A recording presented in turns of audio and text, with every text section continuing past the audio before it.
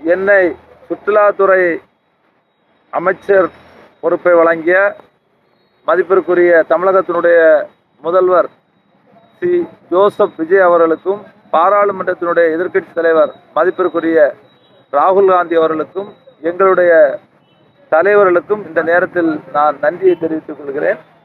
அதற்காக நான் இந்த பகுதியில் வந்திருக்கேன். பிரவீன் சக்கரவர்த்தி தாவேகா கூட்டணிக்கு ஒரு பெயர் சொல்லி குறிப்பிட்டிருந்தாங்க.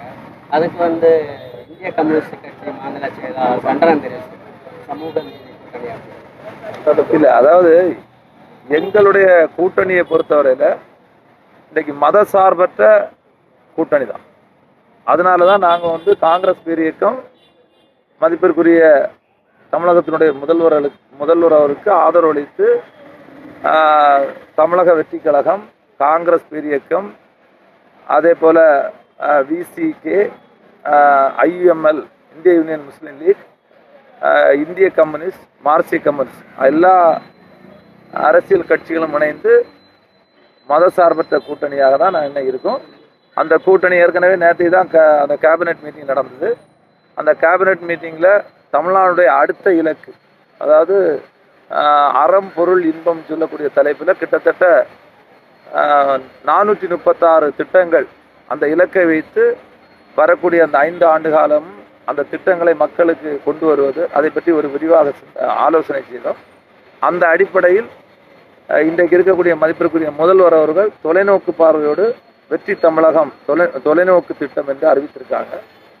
அந்த திட்டத்தை உள்ளால போய் பார்த்தா நல்ல நல்ல மக்களுக்கு பயன்படக்கூடிய சிறப்பு வாய்ந்த திட்டங்கள் இருக்கு. அதை நோக்கி நாங்கள் பயணிக்கிறோம்.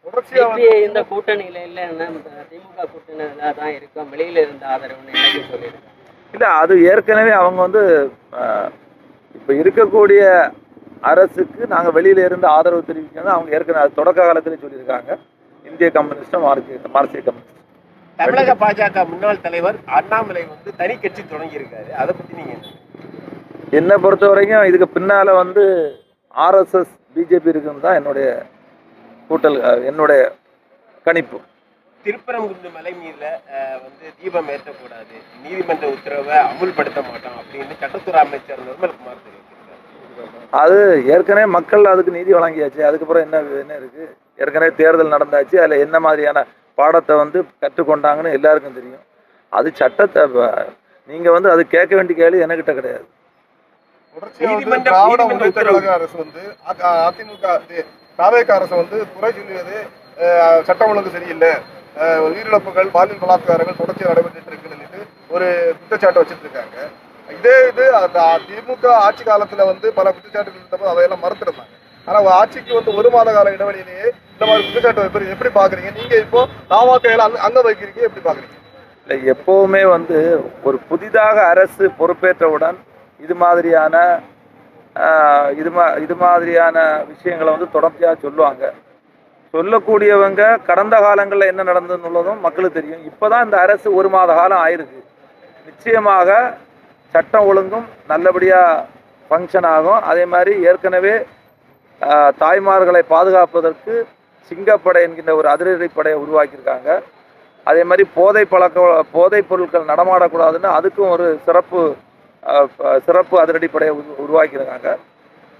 இந்த அரசை பொறுத்தவரையில் மக்களுக்கு நல்லது செய்ய தான் இந்த அரசு லஞ்ச லாவணியமற்ற ஒரு அரசாக இன்றைக்கு வந்திருக்கிறது. தொடர்ச்சியாக முதல்வர் அவர்கள் எந்த காலகட்டத்திலையும் மக்களுடைய நம்பிக்கையை பெறுவதற்கு லஞ்ச லாவணியமற்ற ஒரு அரசாக செயல்படும். மக்கள் எந்த விஷயத்தையும் டிரான்ஸ்பரன்சியா வெளிப்படைத்தன்மையாக நாங்கள் இருப்போம்னுதான் அவங்க ஏற்கனவே தொடர்ந்து சொல்லிட்டு இருக்காங்க. சிங்கப்பெண் திட்டங்கிற ஒரு திட்டத்தை தமிழக முதல்வர் விஜய் ஆட்சி பொறுப்பேற்றோட அறிவிச்சிருக்காங்க. ஆனா இதை அமல்படுத்துறதுல இன்னும் தாமதமாயிட்டு இருக்கு. ஏற்கனவே எடப்பாடி பழனிசாமி வேற குற்றச்சாட்டு நல்ல நேரம் பார்த்துட்டு இருக்காரா விஜய் அதை அறிவிக்கிறதுக்கு துவங்குறதுக்கு நின்று அதை எப்படி பாக்குறீங்க? இல்லை, ஒவ்வொரு மாவட்டங்களையும் அதற்கான அமைப்புகளை ஏற்கனவே அவங்க அது சீரமைச்சு தான் இருக்காங்க. அந்தந்த மாவட்டங்கள் அந்தந்த பணிகள் நடக்காமல் இல்லை. இன்னைக்கு நீங்கள் பார்த்தீங்கன்னா கல்லூரிகள், பள்ளிகளுக்கு முன்னால் ரோந்தெல்லாம் நடந்து அதில் ஏதாவது தவறுகள் நடந்தால் உடனே அவங்களுடைய உயர் அதிகாரிகளுக்கு தெரிவித்து அதை ஏற்கனவே அவங்க சொல்லியாச்சு. அதற்கான பணிகள்லாம் ஆயத்த பணிகள் தொடர்ச்சியாக நடைபெற்றிருக்கு. அதனால் அதில் ஒன்றும் எந்த தொய்வோ எந்த தயக்கமும் கிடையாது. தாவேகா ஆட்சிக்கு பொறுப்பு ஏற்ற பிறகு தொடர்ச்சியாக மின்வெட்டுங்கிறது தமிழகத்தில் அதிக அளவில் இருக்கு. இதுக்கு அதிகாரிகள், அதாவது ஆட்சி மாற்றம் ஏற்பட்டதன் வந்து அதிகாரிகள் மத்தியில வந்து ஒரு போதுமான ஒத்துழைப்பு இல்லாதனாலதான் இந்த மாதிரியான மின்வெட்டு ஏற்படுதுன்னு ஒரு குற்றச்சாட்டு இருக்கு. அது எப்படி பாக்குறீங்க? இந்த மின்வெட்டு என்பது இப்போ இங்கே கன்னியாகுமரி மாவட்டத்திலலாம் மின்வெட்டு கிடையாது. பத்திரிகைகளில் சில செய்தியை பார்க்குறோம். அதற்கான அந்த மின்வெட்டு வராமல் இருக்கணும், அதுக்கான வேலைகளை தொடர்ச்சியாக செய்துட்டு இருக்காங்க. ஒரு ஆட்சி மாற்றம் வந்திருக்கு, உடனே வந்து சில வேலைகளை செய்ய முடியாது.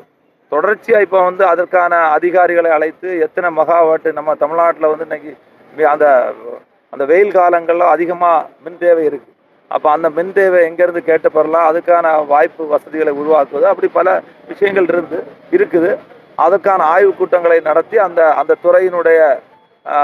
துறையினுடைய அமைச்சர் அதுக்கான முன்னெடுப்பு எடுத்து போக போக அது எல்லாமே சரியா வந்துடும். மின்சார வாரியத்தில் ஹார்ட் டிஸ்க்குகள் திருட்டு மாயம் அதை முறையாக இன்றைக்கு அதை கண்டுபிடிச்சிருக்காங்க. முறையாக விசாரணை நடக்கும் என்று அந்த அமைச்சரே சொல்லியிருக்காங்க. ஏற்கனவே அதன் அமைச்சராக இருந்தவர் பல்வேறு குற்ற ஊழல் வழக்குகள்ல வந்து சிறை சென்றவர். அதே அவருடைய துறையில தான் இந்த ஊழல் நடந்திருக்கு. அதை எப்படி பாக்குறீங்க?